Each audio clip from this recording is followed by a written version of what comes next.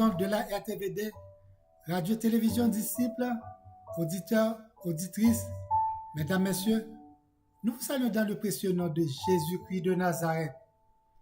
Nous allons aujourd'hui faire la lecture et prêcher la parole de Dieu du livre des psaumes, psaume 119, versets 9 à 11. Comment le jeune homme rendra-t-il pur son sentier? En se dirigeant d'après ta parole, je te cherche de tout mon cœur. Ne me laisse pas égarer loin de tes commandements. Je serre ta parole dans mon cœur afin de ne pas pécher contre toi. Comment le jeune homme rendra-t-il pur son sentier? Est-ce qu'en se dirigeant d'après la parole qui est une voie de vie et une assurance pour ceux qui l'accueillent avec foi? Une voie de vie? Oui, bien-aimé, parce que toutes choses ont été faites par la parole et rien de ce qui a été fait n'a été fait sans elle. D'ailleurs, en elle était la vie, et la vie était la lumière des hommes. Une assurance, bien sûr, bien-aimé, elle était au commencement avec Dieu. Au commencement avec Dieu était la parole, et la parole était avec Dieu. Et la parole était Dieu. Jean 1er, verset 1er. Grâce à la présence de la parole, nous avons eu la victoire, parce qu'elle était une lampe à nos pieds. Par elle, nous avons la garantie qu'elle est aussi une lumière sur nos sentiers. Par elle, aujourd'hui, bien-aimés, nous avons le privilège d'être une nouvelle créature. Par elle, nous avons trouvé la grâce et miséricorde. C'est une opportunité, une occasion nouvelle. Comment le jeune homme rendra-t-il pur son sentier?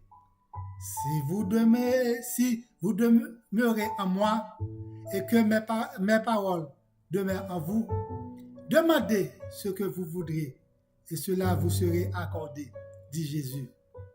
Bien-aimés, grâce à la présence de cette force qui demeure en nous, qui est au-dessus de toute principauté, de toute domination, de toute autorité, de toute puissance, de toute dignité et de tout nom qui se peut nommer, non seulement dans le siècle présent, mais encore dans le siècle à venir. Ce qui fait la différence entre une personne qui sert la parole, qui est une puissance dans son cœur, et une autre qui ne le fait pas. Dans n'importe quelle situation dans laquelle qu'elle se trouve, son sentier se rendra pur grâce à la parole.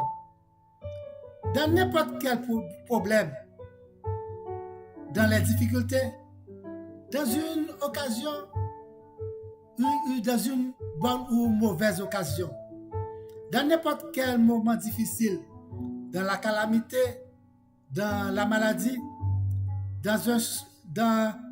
face à un choix difficile dans la vie, la parole de Dieu dans la vie fait la différence. Gloire à Dieu. La parole de Dieu fait la différence. La parole qui habite en nous constitue une force, une énergie, un médicament, une puissance pour le salut de quiconque. C'est pourquoi je serre ta parole dans mon cœur afin de prendre connaissance de la vérité. Je serre ta parole dans mon cœur afin de comprendre le chemin. Je serre ta parole dans mon cœur afin que j'aie la vie. Je serre ta parole dans mon cœur afin de ne pas pécher contre toi. Merci Jésus. Gloire à toi Seigneur. La parole de Dieu, c'est Jésus-Christ qui est incarné lui-même. Il est la parole faite chair, dit l'apôtre Jean. C'est la parole dans ton cœur. C'est la vérité qui t'affranchit. C'est choisir la bonne part comme Marie l'avait fait. Toi, que gardes-tu dans ton cœur? spécialement toi qui m'écoutes aujourd'hui. Toi qui m'écoutes aujourd'hui, que gardes-tu dans ton cœur? Ce qui est dans ton cœur, c'est ce que ton attitude déclare. C'est ce que ton tempérament affiche.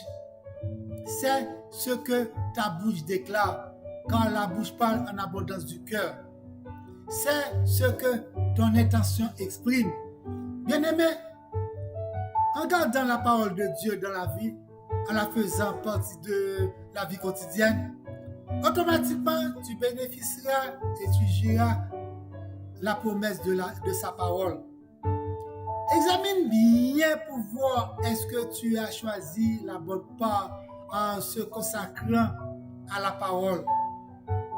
Choisir la bonne part, c'est de rester fidèle à sa parole. Et que cette parole ne t'éloigne pas.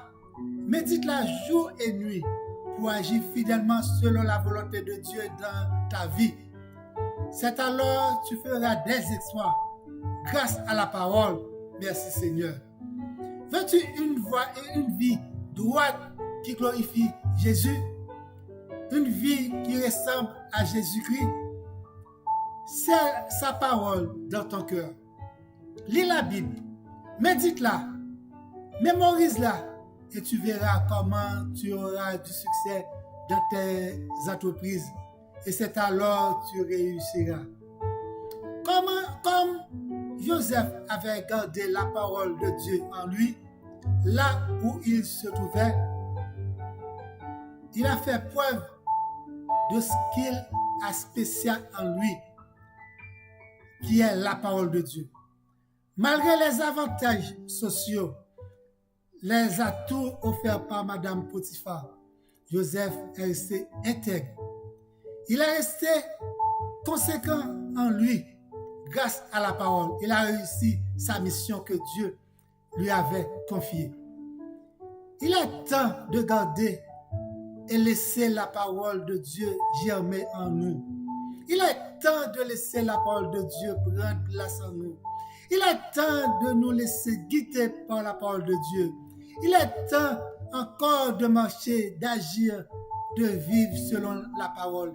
Il est temps d'accepter la parole de Dieu comme notre guide, notre sauveur personnel. Car tout a été fait par elle et rien n'a été fait sans elle. Frères et sœurs bien-aimés, restons dans la parole pour que la parole demeure en nous, comme dit dans Jean 15, verset 7 encore. Si vous demeurez en moi et que mes paroles demeurent en vous, demandez ce que vous voudrez et cela vous sera accordé.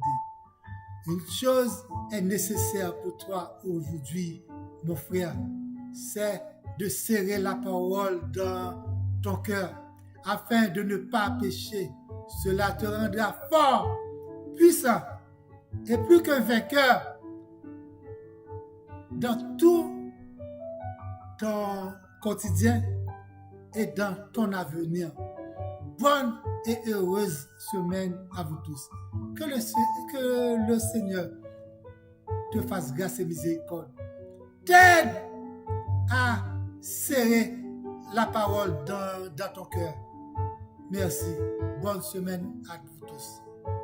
N'oublie pas de m'appeler au 438 932 8032 et d'abonner à la chaîne Pasteur Patrice Etienne et la chaîne Stately Hymns sur YouTube. Merci. Que je vous garde. Que vous t'aide à garder la parole dans ton cœur.